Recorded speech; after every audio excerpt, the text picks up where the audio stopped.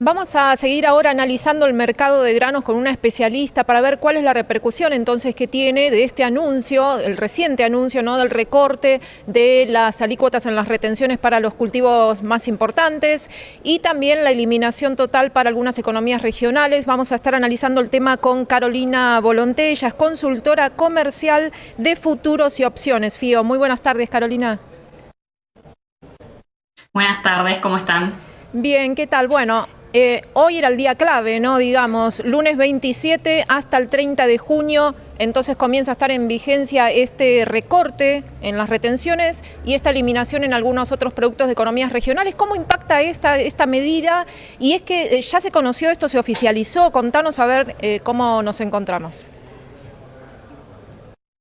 Exacto, bueno, hoy se publicó, nos levantamos con la noticia de que ya se había publicado en el boletín oficial esta resolución y un poco todo el mercado, tanto desde el lado de la oferta, desde el lado de los productores como la demanda, estaba esperando ver un poco la letra chica que todavía falta que se siga dando algunos lineamientos o explicaciones de cómo va a funcionar.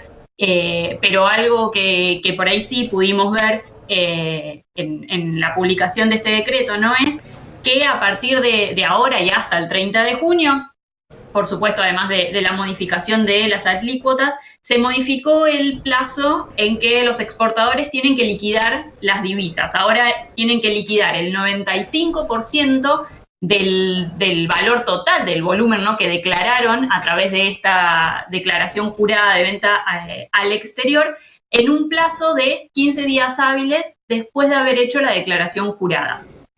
Esto es algo bueno, que el sector está analizando, todavía estamos viendo cómo va a funcionar, hay mucha incertidumbre. Generalmente este tipo de medidas siempre tardan algunos días desde que se anuncian o se oficializan en este caso hasta que efectivamente las vemos aplicadas de lleno, digamos, ¿no?, en el mercado. Pero bueno, además de conocerse la reducción de las alícuotas, que ya lo sabíamos a partir del jueves pasado y que entran hoy en vigencia, otro dato interesante fue esto de el cambio en el plazo, digamos, en que tienen que hacer la declaración de las divisas los exportadores. Eso puede llegar a ser entonces que esto se mantenga ahí como en un stand-by, los exportadores que todavía no se decidan a liquidar. Primero, ¿cuánto es lo que está pendiente de liquidación, ¿no?, de la campaña anterior? Y si digamos, esta incertidumbre puede llegar a hacer que entonces se mantenga todo estable por no sé, si unos días o un mes, digamos. ¿Qué considerás? Sí, yo creo que, como te decía, el sector todavía está analizando la medida. Hoy vamos a tener seguramente un mercado tranquilo, si se quiere, como también lo vimos el viernes, expectantes de cómo efectivamente se aplique esto, porque en realidad lo que implica es un cambio en el flujo financiero. Antes los exportadores solo tenían que pagar el 90% de los derechos de exportación al momento de realizar la declaración jurada de embarque. Hoy eso cambió y tienen que adelantar el 95% del valor total de lo que implica esa declaración, ¿no?, en el volumen de esa declaración. Entonces esto es un cambio desde lo financiero muy importante porque implica la prefinanciación, ¿no?, que tenga que hacer el exportador, y hay que ver bueno, todos los costos financieros que tengamos en el medio, si esto efectivamente se termina trasladando a lo que margina la industria y la exportación y el precio que efectivamente se le termine trasladando al productor. Y un poco yendo a esta pregunta de, bueno, ¿cuánto queda a vender? Estamos en una campaña que se caracterizó porque el promedio de la comercialización se encontró por debajo del promedio normal para esta altura de la campaña, si miramos lo que ha sucedido en los últimos ciclos, ¿no? Sobre todo en lo que es soja. Se lleva vendido el 65%, ¿sí?, a precio, cuando los promedios hablan de que a esta altura tendríamos que ir a 75%. Estos, a grandes rasgos, son entre 4,5 y 5 millones de toneladas que, déjame ponerlo así, entre comillas, estaríamos atrasados respecto a otros ciclos. Si nosotros miramos el número grosso, todavía quedan por comercializar entre mercadería que no tiene precio y que está en poder del productor entre 16 y 18 millones de toneladas, lo que estamos hablando de un flujo de mercadería muy importante. Y lo mismo si miramos lo que va de la campaña nueva, ¿no? Nosotros siempre hablamos de la campaña que está en calendario desde la comercialización, es la 23-24, es decir, la soja o el grano o el maíz que se levantó en mayo, julio. Cuando pensamos en la comercialización de la nueva campaña 24-25 es, bueno, lo que hoy el cultivo que hoy se está desarrollando, por así decirlo, y que se va a cosechar en mayo. De eso también muestra un atraso muy importante.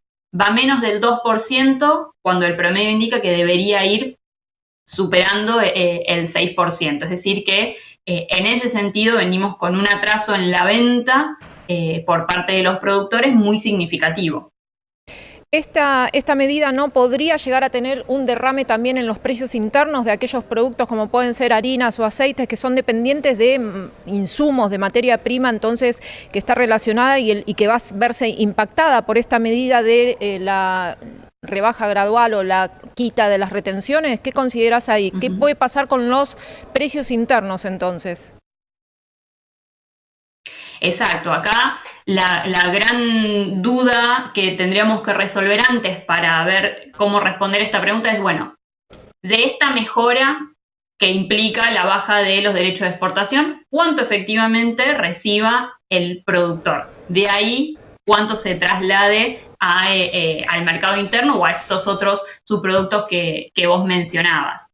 Nosotros hacíamos el cálculo a grosso modo y nos daba, por ejemplo, que en abril el maíz tendría que estar valiendo $195, de ahí versus los 185, 190 que estábamos viendo en el mercado. De ahí hay que ver cuánto margine la exportación y se le termine pagando. Pero números más, números menos, implicaba una mejora de $6. Eso se traslada, si eso se traslada de lleno al productor, encarecería los insumos para la industria local, pensando que, por ejemplo, el maíz es una de las materias primas fundamentales con todo lo que tiene que ver con la alimentación animal, sobre todo, ¿no? Pero creo que antes hay que resolver justo esa pregunta de, bueno, ¿cuánto efectivamente se le traslada al productor para ver el impacto que tenga cadena hacia adentro? Carolina, pero hiper corto nada más, que no quiero dejar de preguntártelo, pero me están pidiendo que ya cortemos, pero quiero saber, así de la palabra de una especialista, el impacto de la llegada al poder de Donald Trump en los mercados y cómo nos puede repercutir a nosotros. Súper cortito, por favor. Bien, mira, la verdad que el mercado ya venía anticipando una guerra comercial entre China y Estados Unidos, las dos potencias desde el lado de la oferta y desde el lado de la demanda. Se esperaban, Trump había anunciado aranceles del 60% a China, pero bueno, en su discurso hemos visto una posición más moderada. Solo se habla por el momento de aranceles del 10% que se aplicarían. Por lo tanto, hay que seguir de cerca, pero parece ser que no es la prioridad de Trump iniciar o reforzar esta guerra comercial, por así decirlo, con China, sino que la deja más para una segunda parte de su mandato. Sin embargo, cualquier novedad o mismo la firmeza del dólar que estamos viendo también con las medidas que está aplicando es un elemento que impacta directamente en el mercado de granos, ¿no? A un dólar más fortalecido, mayor debilidad en el precio de las commodities. Muchísimas gracias por este contacto y vamos a volver a llamarte seguramente para seguir analizando entonces el mercado de granos, donde siempre todo tiene algún impacto. Muchas gracias, Carolina.